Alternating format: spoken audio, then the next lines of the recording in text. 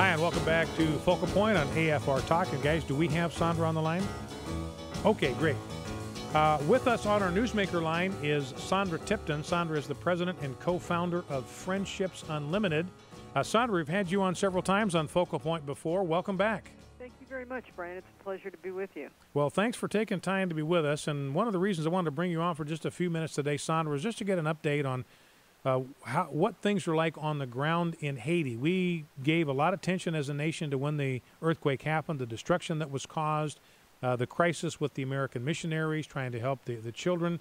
We talked to you several times about the work that Friendships Unlimited was doing down in Haiti. So just for listeners that may not have heard those previous broadcasts, tell us about Friendships Unlimited, what you do, the nature of your ministry, and then get us up to date on what is happening in Haiti. Oh, okay, Brian, I'd be happy to. Our organization has ships that we use for humanitarian aid, disaster relief, and to provide medical services. So when this horrible earthquake happened in Haiti, a nation that we'd been to many times, we loaded up one of our ships, Integrity, and sailed almost immediately with food and tents and water and all kinds of emergency items. Well, since that time, we've made 5 voyages with the ship, some out of Miami and some out of Lake Charles, where our home base is, and we intend to do 2 more. We're still engaged in that. We come in and we distribute things to the local groups there on the ground, and there's a lot of wonderful Christian organizations doing really good work.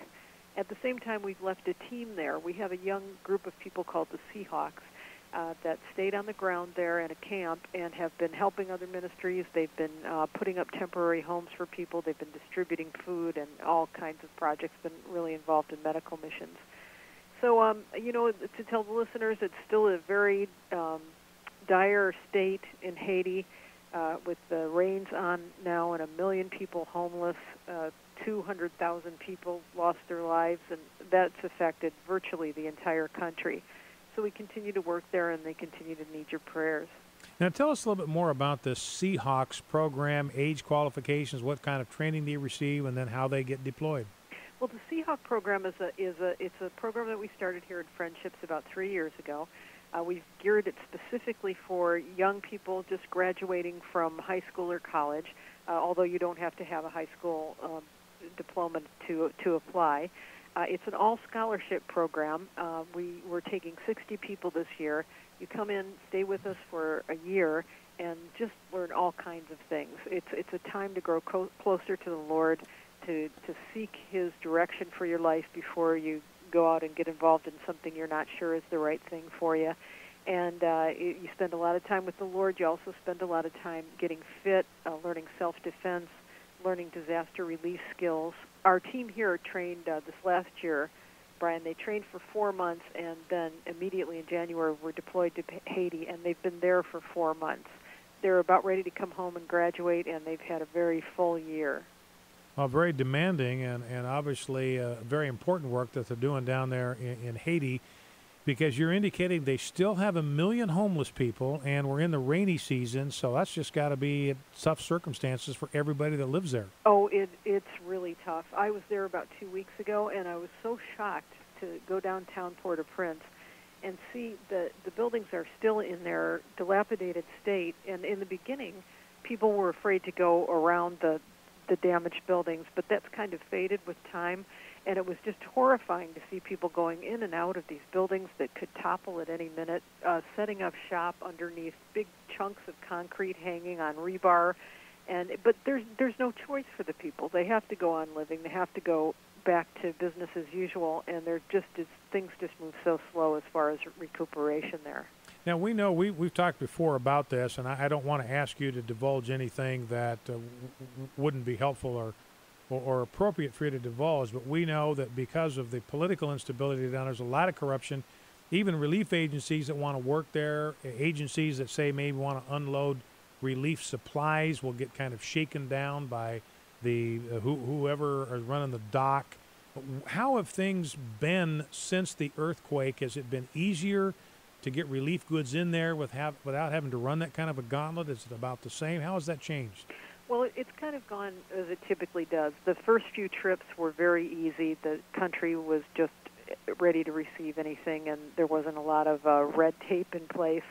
But as people started getting back into their jobs, things started tightening up, and it went back to the same situation that it is in most developing countries, where people are desperate to make money, and so any opportunity they see, they try. We've been pretty fortunate. Our big holdup on unloading is that the docks in the country have been damaged, so there's a real demand on the few docks that are still intact. So we've had to wait in line for ships to get out of a dock to come in. Paperwork-wise, it's been, let's say you'd had to be patient to work through some of the paperwork, but actually that hasn't been our biggest hang-up. Now, have there been any changes in the political structure? Obviously there was tremendous amount of corruption. You really didn't have a functional police force in Haiti, at least after the earthquake hit. How are things politically? Have there been any changes politically, any more freedom, any more stability, or again, have things kind of gone back to the way they were? It seems basically the same to me. I'm not an expert in that area by any means, but my understanding is it's pretty much the same as it was before. Of course, right after the earthquake, there was a big international force in there. There were a lot of U.S. troops and such, and that always helps. But the U.S. has pretty much pulled back, and the UN is, minimal. They have a lot of rules of engagement, if you know what I mean. They're not as effective as when the U.S. troops are there. Well, last question. We talked about this considerable amount of the time when the thing first hit about the voodoo background in Haiti. Understand people describe Haiti as 70% Roman Catholic and 100% voodoo. And we have wondered, I know that for a time there, the leading voodoo priest was not able to carry out his ceremonies, which apparently he was doing every day in some kind of a palace that he lived in. That was interrupted for a time, and then we just haven't read much about the spiritual climate. Have you gotten any sense about whether this earthquake, this catastrophe, has opened up the people of Haiti to the gospel? What can you tell us there? Well, that is the Christian groups are reporting that it is better in that way, especially right after the earthquake. Of course, people were really turning to the Lord.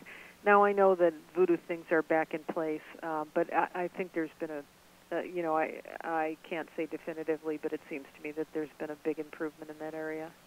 Well, Sondra, before I let you go, I want to be sure that you tell us how folks can get hold of you. There may be a number of families listening that are interested in more information about the Seahawks program as a tremendous learning opportunity for their teenagers or for other young people that are listening and maybe figuring out what the next step in their life is and maybe would be interested in having this kind of experience. It sounds like it'd be a tremendous growing experience for anyone.